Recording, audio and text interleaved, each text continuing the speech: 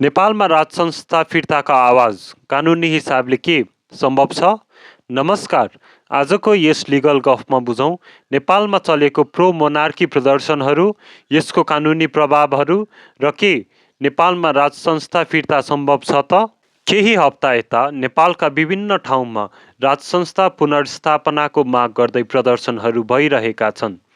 समर्थकहरू भन्छन् नेपालमा फेरि राजा चाहिन्छ, तर अर्को पक्ष भन्छ संविधानले नेपाललाई गणतन्त्र घोषणा गरिसकेको छ, राज संस्था फर्काउन सम्भव छैन। तर यति भन्दै गर्दा के प्रो मोनार्की प्रदर्शन नेपालमा कानुनी रूपमा वैध छ र? नेपालको संविधान 2072 को धारा 17 अनुसार नागरिकलाई शान्तिपूर्ण भेला हुने, बोल्ने र प्रदर्शन गर्ने अधिकार छ।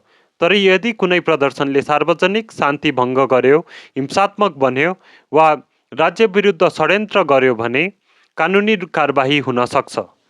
तर के नेपालमा राज संस्था फिर्ता सम्भव छ? नेपाल गणतन्त्रात्मक संविधान अनुसार सञ्चालन भइरहेको मुलुक हो। राज संस्था फिर्ता ल्याउन संविधान संशोधन गर्नुपर्छ, जसका लागि संसदमा 2/3 बहुमतको समर्थन आवश्यक पर्छ वा सर्वसाधारणबाट ठुलो जनदबाव परे मात्र राजनीतिक दलहरूले विचार गर्न सक्छन्। प्रदर्शन गर्नु नागरिकको अधिकार हो, तर कानुनी सीमाभित्र मात्रै।